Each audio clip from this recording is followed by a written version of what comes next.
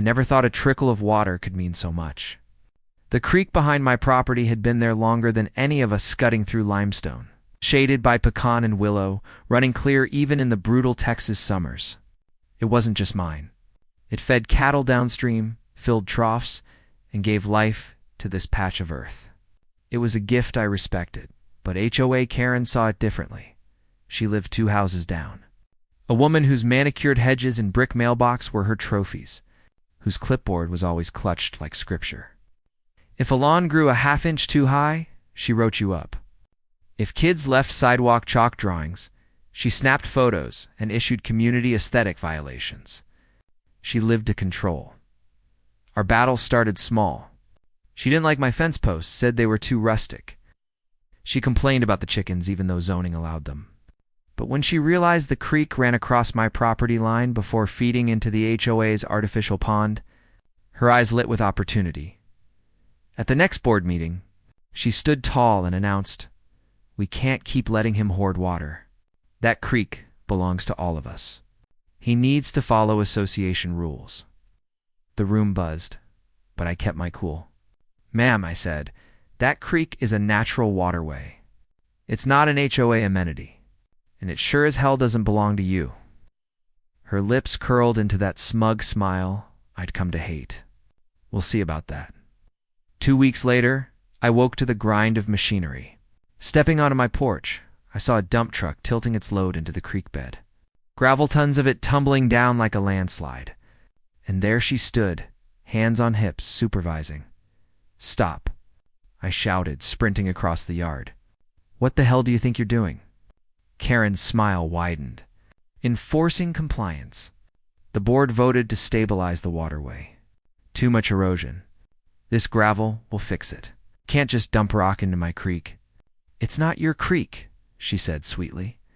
"It's community property." I could only watch as the truck belched its last load, choking the creek into silence. The clear flow that had sung for generations was strangled into puddles. Fish flopped helplessly in the shallows. The air smelled of dust and diesel. That night, I sat on the porch in silence, listening to the absence of water. Rage boiled inside me, but I didn't lash out. I just waited because I knew something Karen didn't. That creek wasn't just a pretty feature. It was the HOA's lifeline. The flow fed directly into their prized retention pond, the one they bragged about in brochures. The one that kept sprinklers running and fountains bubbling through the summer. And by burying my stretch of the creek, Karen hadn't just hurt me. She'd cut off her own HOA's supply. It didn't take long for the consequences to hit. Within a week, the pond's water level dropped a foot. The fountains sputtered. HOA landscapers stood scratching their heads, staring at brown patches spreading across common lawns. Neighbors complained about dead flower beds, wilting hedges at the next board meeting. Panic buzzed in the room. "Our irrigation system is failing," one member exclaimed. "We're burning through the reserve tank." Karen waved her hand dismissively. "It's just a dry spell. Nothing to worry about." But I sat in the back, arms crossed, waiting. Another week passed, and the situation grew dire. The pond shrank to a muddy pit. Sprinklers sputtered air. Lawns turned brittle, the one-sprout entrance signs surrounded by dead shrubs. And neighbors, furious about their investments, started pointing fingers. Finally, one stormy evening, there came a pounding at my door. When I opened it, Karen stood there drenched, her perfect hair plastered to her face, eyes wide with desperation. "You need to help us," she snapped. I leaned against the doorframe, feigning innocence. "Help you with what?" "The creek," she hissed. "Something's blocking the flow. The pond's nearly gone." I raised an eyebrow. "You don't say." Her face twisted. "I know what you're thinking, but this affects everyone. You can't just let the community suffer. Let the silence stretch before answering." "Funny, Karen, that's exactly what you told me when you buried it." But once she had no comeback. She just stood there, shivering in the rain, realizing the trap she'd built with her own arrogance, and I knew the real reckoning hadn't even begun.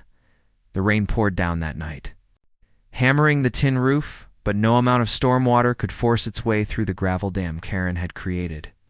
By morning, the creek was still choked, the pond still shrinking. Word spread fast. The HOA's precious water source had run dry. I could feel the neighborhood watching me now, not with contempt before, but with quiet curiosity. Everyone knew Karen had ordered the gravel dump. Everyone knew I'd warned her. And now, their manicured lawns and community image were withering before their eyes. The breaking point came on Saturday. I was in the barn sharpening tools when shouting erupted outside. Stepping into the yard, I saw a crowd gathered at Karen's driveway, neighbors with folded arms, pointing fingers, demanding answers. Her prized flower beds drooped like wet rags, her grass scorched to straw, just like everyone else's. "You told us it was erosion." One man shouted, "You said this would help." Another woman snapped. Karen stood on her porch, pale but defiant.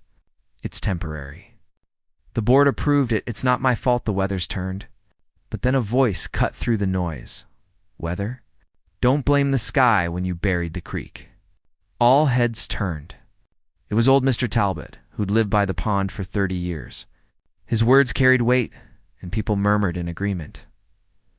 I leaned on my fence, arms crossed, watching her authority crumble. The next week, the county water inspector arrived, summoned by the HOA in desperation. He wore boots and a wide-brimmed hat, clipboard in hand. I walked with him down to the creek where the gravel still sat like a scar. He crouched, shook his head, and scribbled furiously. "Who did this?" he asked. "The HOA," I said flatly. "Their treasurer ordered it." When the report came back, it was devastating. Unlawful alteration of a natural waterway, environmental damage, obstruction of downstream resources, fines in the tens of thousands, mandatory restoration orders. The HOA called an emergency meeting. The clubhouse was packed, tension thick as gunpowder. Karen tried to preside as usual, but every word she spoke was drowned in murmurs of outrage. "This isn't my responsibility," she insisted.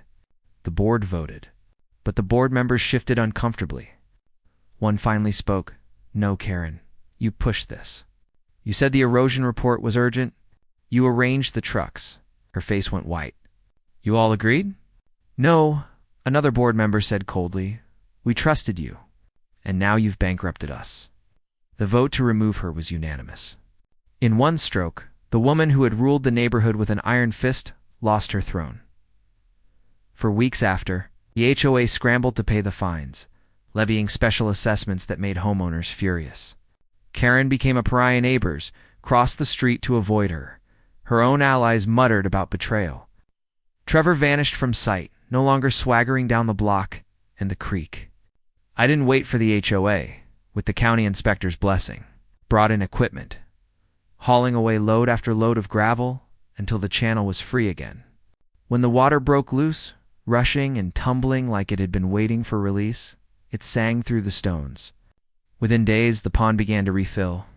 Ducks returned, lawns revived, life crept back where arrogance had smothered it. One evening, as I stood by the bank wiping sweat from my brow, Mr. Talbot ambled up. "Hell of a job," he said, tipping his hat. "She thought she could strangle the land and not pay the price." I nodded, listening to the creek's song. "The land has a way of fighting back," he chuckled.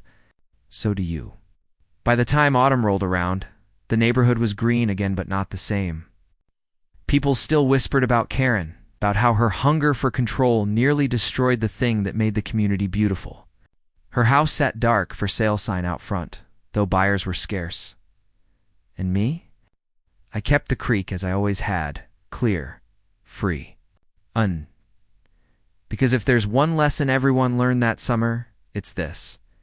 You can dump gravel on truth. You can bury it under arrogance and rules, but sooner or later, the flow finds its way through, and when it does, it washes away everything built on lies.